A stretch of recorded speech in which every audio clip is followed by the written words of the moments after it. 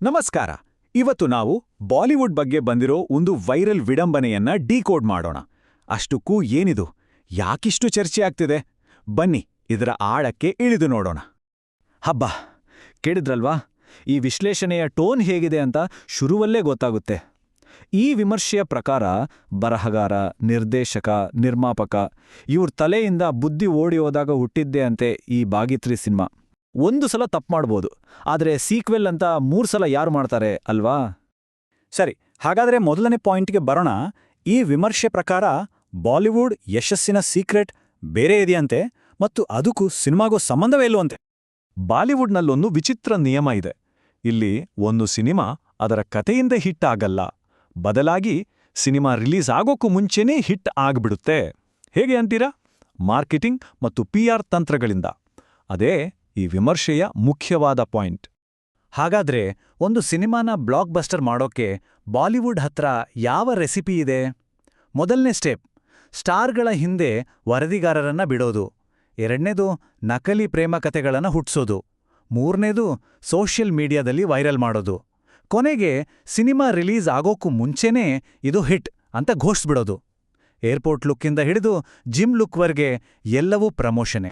ಈಗ ಬನ್ನಿ, ಬಾಲಿವುಡ್ನ ಕಲ್ಚರ್ ಹೇಗಿರುತ್ತೆ ಅಂತ ನೋಡೋಣ. ಈ ಕತೆ ಹುಟ್ಕೊಂಡಿರೋದು ಒಂದು ಇಂಡಸ್ಟ್ರಿ ಪಾರ್ಟಿಯೊಳಗೆ ಸೀಕ್ರೆಟ್ ಆಗಿ ಹೋದಾಗ ಕಂಡ ದೃಶ್ಯಗಳಿಂದ. ಪಾರ್ಟಿ ಒಳಗಡೆ ದೃಶ್ಯ ಇನ್ನೂ ವಿಚಿತ್ರ. ಇಲ್ಲೊಬ್ರು ಸ್ಟಾರ್ ಪ್ರೊಡ್ಯೂಸರ್ ತಮ್ಮ ಮಂಡಿ ನೋವಿನ ಬಗ್ಗೆ ಕಂಪ್ಲೇಂಟ್ ಮಾಡ್ತಿದ್ದಾರೆ. ಇನ್ನೊಬ್ಬ ನಟಿ ನಾಲಿಗೆಯನ್ನ ಮೂಗಿಗೆ ಟಚ್ ಮಾಡಿ ಆಡಿಷನ್ ಕೊಡ್ತಿದ್ದಾಳೆ. ಹೀರೋ ರೋಲ್ಗೆ ಆಡಿಷನ್ ಕೊಟ್ಟ ಹುಡುಗನಿಗೆ ಕೊನೆಗೆ ಸಿಕ್ಕಿದ್ದು ಹೀರೋನ ಅಮ್ಮನ ಪಾತ್ರವಂತೆ. ಅಂದ್ರೆ ಪ್ರತಿಭೆಗೆ ಬೆಲೆಯೇ ಇಲ್ವಾ ಇಲ್ಲಿ? ಸರಿ, ಮುಂದಿನ ಪಾಯಿಂಟ್ ಆಕ್ಟಿಂಗ್ ಬಗ್ಗೆ. ಈ ವಿಮರ್ಶೆಯ ಪ್ರಕಾರ ಬಾಲಿವುಡ್ನಲ್ಲಿ ಆಕ್ಟಿಂಗ್ ಅನ್ನೋ ಪದದ ಅರ್ಥನೇ ಬದಲಾಗಿದೆ. ಈಗ ನಟನೆ ಅಂದ್ರೆ ದೇಹದ ಆಕರ್ಷಣೆ ಅಷ್ಟೇ. ಒಂದು ಕಡೆ ಹಾಲಿವುಡ್ ನಟರು ತಮ್ಮ ನಟನಾ ಕೌಶಲ್ಯದ ಬಗ್ಗೆ ತಲೆಕೆಡಿಸ್ಕೊಂಡ್ರೆ, ಇನ್ನೊಂದು ಕಡೆ ನಮ್ಮ ಬಾಲಿವುಡ್ ಸ್ಟಾರ್ಗಳ ಫೋಕಸ್ ಇರೋದು ಜಿಮ್, 6 ಪ್ಯಾಕ್, 8 ಪ್ಯಾಕ್ ಹೀಗೆ. ಇಲ್ಲಿ ಆಕ್ಟ್ ಮಾಡೋದು ಆಕ್ಟರ್ಸ್ ಅಲ್ವಂತೆ, ಅವರ ಆಬ್ಸ್ ಅಂತೆ. ಇದೇ ಈ ವಿಮರ್ಶೆಯ ಖಾರವಾದ ಟೀಕೆ. ಇಷ್ಟಕ್ಕೆ ನಿಲ್ಲಲ್ಲ. ಈ ವಿಮರ್ಶೆ ಇನ್ನೊಂದು ಹೆಜ್ಜೆ ಮುಂದೆ ಹೋಗಿ ಸ್ಟಾರ್ ಕಿಡ್ಗಳ ಅಂದ್ರೆ ಸಿನಿಮಾ ಹಿನ್ನೆಲೆಯಿಂದ ಬಂದವರ ಬಾಡಿಗೆ ಒಂದು ಕಾಲ್ಪನಿಕ ಬೆಲೆ ಕಟ್ಟುತ್ತೆ. ಅದೇ 5 ಕೋಟಿ. ಅಂದ್ರೆ ಆಬ್ಸ್ ಅನ್ನೋದು ದುಡ್ಡು ಕೊಟ್ಟು ಕೊಂಡುಕೊಳ್ಳೋ ಒಂದು ವಸ್ತು, ಅದು 10 ವರ್ಷ ಗ್ಯಾರಂಟಿ ಸಮೇತ. ಎಂಥ ವಿಪರ್ಯಾಸ ಅಲ್ವಾ?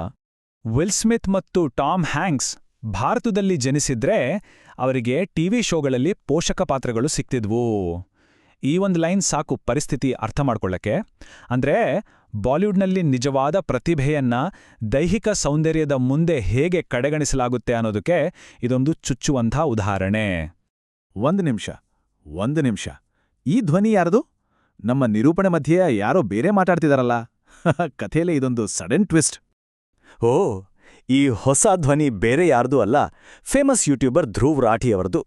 ಇವರೇ ಈ ಇಡೀ ವಿಶ್ಲೇಷಣೆಯನ್ನ ಹೈಜಾಕ್ ಮಾಡಿಬಿಟ್ಟಿದ್ದಾರೆ. ಅಷ್ಟೇ ಅಲ್ಲ, ಧ್ರುವ ರಾಠಿ ಒಂದು ಶಾಕಿಂಗ್ ಸತ್ಯವನ್ನ ರಿವೀಲ್ ಮಾಡ್ತಾರೆ. ಏನಪ್ಪಾ ಅಂದ್ರೆ, ಅವ್ರನ್ನ ಮತ್ತು ಬೇರೆ ಯೂಟ್ಯೂಬರ್ಗಳನ್ನ ಕಿಡ್ನ್ಯಾಪ್ ಮಾಡಿ ಬಾಲಿವುಡ್ನ ಸ್ವಜನ ಪಕ್ಷಪಾತವನ್ನ ಹೊಗಳುವ ಸ್ಕ್ರಿಪ್ಟ್ ಓದಿಸ್ತಿದಾರಂತೆ. ಹೌದು, ಇದು ಬಾಲಿವುಡ್ ನೆಪೋಟಿಸಂ ಮೇಲಿನ ಒಂದು ಸಖತ್ ವಿಡಂಬನೆ. ಸರಿ, ಆ ಹೈಜಾಕ್ ಡ್ರಾಮಾನ ಪಕ್ಕಕ್ಕಿಟ್ಟು ನಮ್ಮ ಮುಖ್ಯ ವಿಶ್ಲೇಷಣೆಗೆ ವಾಪಸ್ ಬರೋಣ. ಈಗ ಬಾಲಿವುಡ್ನ ಸ್ಕ್ರಿಪ್ಟ್ ಬರೆಯೋ ಪದ್ಧತಿಯ ಬಗ್ಗೆ ಇರುವ ವಿಮರ್ಶೆಯನ್ನ ನೋಡೋಣ. ಬಾಲಿವುಡ್ ಸಿನಿಮಾದಲ್ಲಿ ಸ್ಕ್ರಿಪ್ಟ್ನ ಪಾತ್ರವೇನೋ ಗೊತ್ತಾ? ಈ ವಿಮರ್ಶೆಯ ಪ್ರಕಾರ ಅದು ಅಡಿಗೆಯಲ್ಲಿ ಬಳಸೋ ಬೆಳ್ಳುಳ್ಳಿ ಥರ. ಸ್ವಲ್ಪ ಹಾಕಿದ್ರೆ ಸಾಕು, ಜಾಸ್ತಿ ಆದ್ರೆ ಇಂಟರ್ವಲ್ನಲ್ಲೇ ಆಡಿಯನ್ಸ್ ಎದ್ದೋಗ್ತಾರೆ.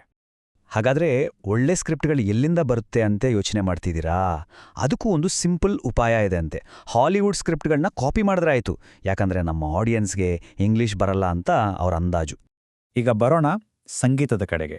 ಇಲ್ಲಿ ಹಾಡು ಬರೆಯೋದು ಒಂದು ವ್ಯವಹಾರ, ಮತ್ತು ಅದರಲ್ಲಿ ಸ್ವಂತಿಕೆ ಅನ್ನೋದೇ ಇಲ್ಲ ಅನ್ನೋದು ಆರೋಪ. ಬಾಲಿವುಡ್ನಲ್ಲಿ ಹಾಡ್ ಬರೆಯೋದು ಒಂದು ಕಲೆಗಿಂತ ಹೆಚ್ಚಾಗಿ ಒಂದು ವ್ಯಾಪಾರ. ನಿರ್ಮಾಪಕರು ಗೀತರಚನೆಕಾರರಿಗೆ ಹಾಡ್ ಆರ್ಡರ್ ಮಾಡೋದು ಹೋಟೆಲ್ನಲ್ಲಿ ಮೆನು ಕಾರ್ಡ್ ನೋಡಿ ಫುಡ್ ಆರ್ಡರ್ ಮಾಡಿದ ಹಾಗೆ. ಕೋಕಾ ಕೋಲಾ ತೂ, ಜಲೇಗಿ ಬಾಯ್, ಈ ಹಾಡುಗಳ ಹೆಸರು ಕೇಳಿದ್ರೇನೆ ಗೊತ್ತಾಗತ್ತೆ ಅಲ್ವಾ? ಇಷ್ಟೇ ಅಲ್ಲ, ಮ್ಯೂಸಿಕ್ ಕಂಪೋಸರ್ಗೆ ಕೊನೆಗೆ ಸಿಗೋ ಇನ್ಸ್ಟ್ರಕ್ಷನ್ ಇದಕ್ಕಿಂತ ವಿಚಿತ್ರವಾಗಿದೆ. ಯಾವುದಾದ್ರೂ ಒಂದು ಫಾರಿನ್ ಟ್ಯೂನ್ ತಗೊಂಡು ಅದಕ್ಕೊಂದು ಮಾಸ್ಕ್ ಹಾಕಿಬಿಡಿ, 10 ವರ್ಷ ಕಾಪಿರೈಟ್ ಸಮಸ್ಯೆ ಇರಲ್ಲ. ಇದು ಬಾಲಿವುಡ್ ಸಂಗೀತದ ಮೇಲಿರೋ ಕೃತಿಚೌರ್ಯದ ಆರೋಪವನ್ನ ಹಾಸ್ಯದ ಮೂಲಕ ಹೇಳೋ ರೀತಿ. ಸರಿ, ಈ ವಿಶ್ಲೇಷಣೆಯ ಕೊನೆಯ ಹಂತಕ್ಕೆ ಬಂದಿದ್ದೇವೆ. ಬಾಲಿವುಡ್ ಬಗ್ಗೆ ಅಂತಿಮ ತೀರ್ಪು ಏನು ಮತ್ತು ನಿಜವಾದ ಪ್ರತಿಭೆ ಈಗ ಎಲ್ಲಿದೆ ಅನ್ನೋದನ್ನ ನೋಡೋಣ. ಇಲ್ಲಿ ವಾದ ತುಂಬಾನೇ ಸರಳ.